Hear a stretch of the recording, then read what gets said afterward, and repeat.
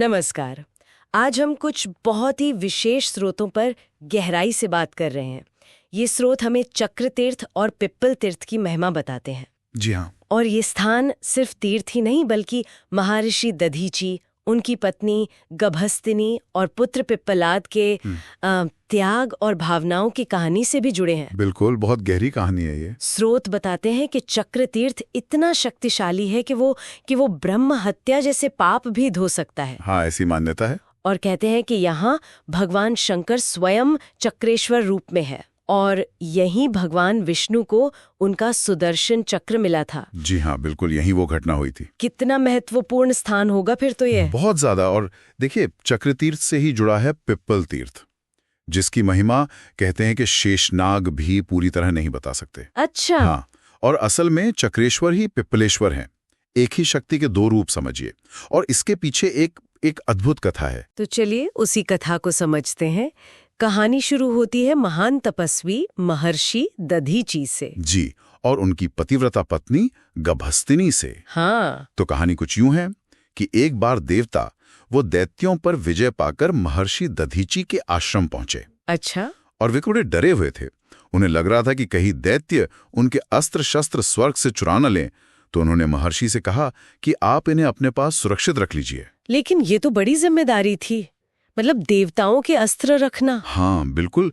और उनकी पत्नी गभस्तिनी ने उन्हें चेताया भी। हाँ, मैंने भी पढ़ा। उन्होंने कहा था कि दूसरों की ऐसी शक्तिशाली चीजें रखना वो आगे चलकर मुश्किल खड़ी कर सकता है। सही बात है। गभस्तिनी की चिंता बिल्कुल जायज थी, पर महर्षि दधीजी वो वचन दे चुके थे। ओह। तो देवता अपने अस्त्र शस्त्र छोड़कर चले गए और फिर इंतजार। कितना इंतजार? 1-2 साल नहीं, पूरे 1000 दिव्य वर्ष बीत गए। 1000 दिव्य वर्ष मतलब कितना लंबा समय। हाँ, मनुष्यों के हिसाब से तो बहुत ही लंबा अरसा। और देवता वापस ही नहीं आए। तो फिर उन अस्त्रों का क्या हुआ इतने समय तक? वहीं दैत्यों का डर तो था ही। तो दधीची ने एक अनोखा उपाय सोचा।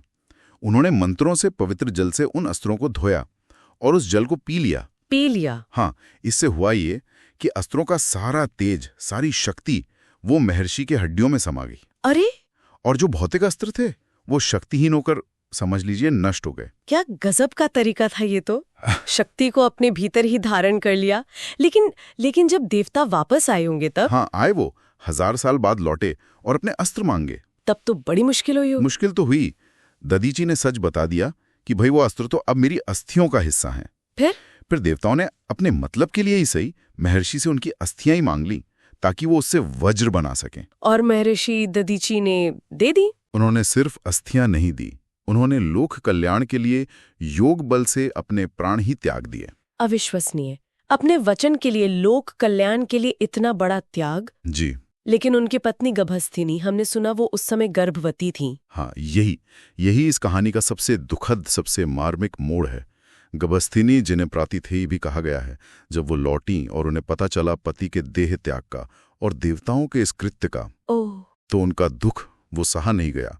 उन्होंने सती होने का निश्चय कर लिया। लेकिन गर्भ में शिशु था। हाँ, तो उन्होंने एक बहुत ही कठिन निर्णय लिया। पतिव्रत और मातृत्व के बीच सती होने से ठीक पहले उन्होंने एक पत्थर से अपना पेट चीरा। क्या? हाँ, और उस शिशु को निकालकर पास के एक पीपल के पेड़ के नीचे रख दिया। प्रकृति से, देवताओं से प्रार्थना की कि इसकी रक्षा करना, और स्वयं अग्नि में समा गईं। हे भगवान, ये सुनकर तो रोंगटे खड़े हो गए।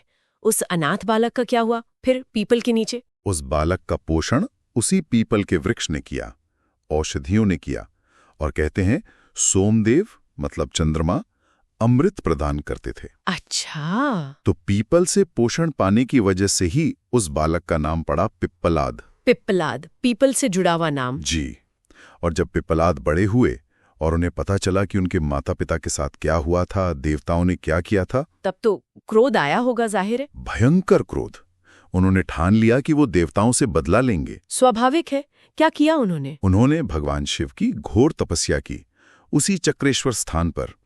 शिव प्रसन्न हुए और पिप्पलाद के क्रोध से देवताओं के नाश के लिए एक भयंकर कृत्या उत्पन्न हुई। कृत्या मतलब? एक तरह की विनाशकारी शक्ति, जिसे मंत्रों से बनाया जाता है। देवता तो डर गए, वो भागे भागे शिव की शरण में गए। फिर शिवजी ने क्या किया? तब भगवान शिव ने पिप्पलाद को समझाया।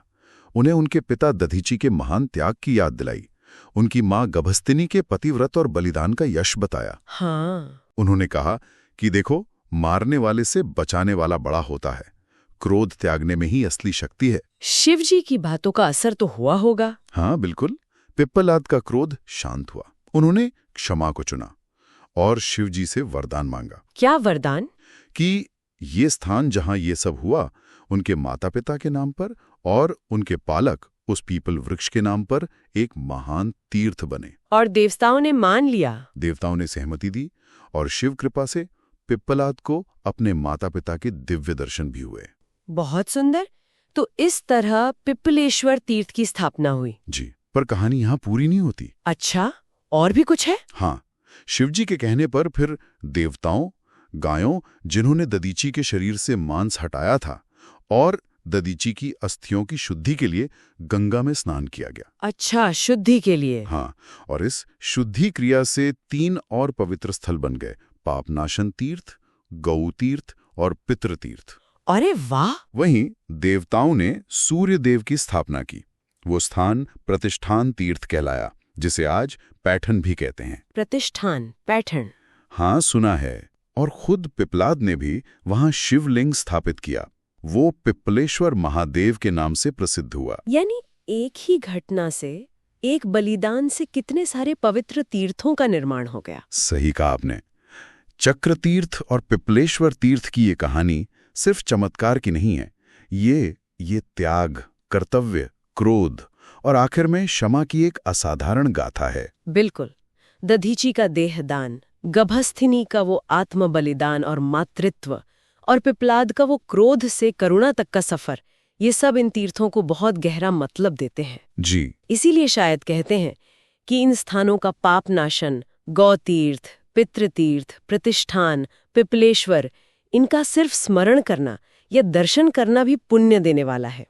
ये हमें कहीं ना कहीं मानवीय भावनाओं और नैतिक दुविधाओं की याद दिलाते रहते हैं। हाँ बिल्कुल, और जाते जाते एक विचार छोड़ जाते हैं सबके लिए। जरूर। इस पूरी कहानी में त्याग का कौन सा रूप सबसे ज्यादा सोचने पर मजबूर करता है? महर्षि दधीची का वो लोक कल्याण के लिए देह त्याग, या गभस्थिनी का अपने पतिव्रत और मातृत्व के लिए आत्म बलिदान, या फिर पिप्पलाद का प्रतिशोध का रास्ता छोड़कर क्षमा को चुनना? सोचने वाली बात है। हर त्याग अपने आप में महान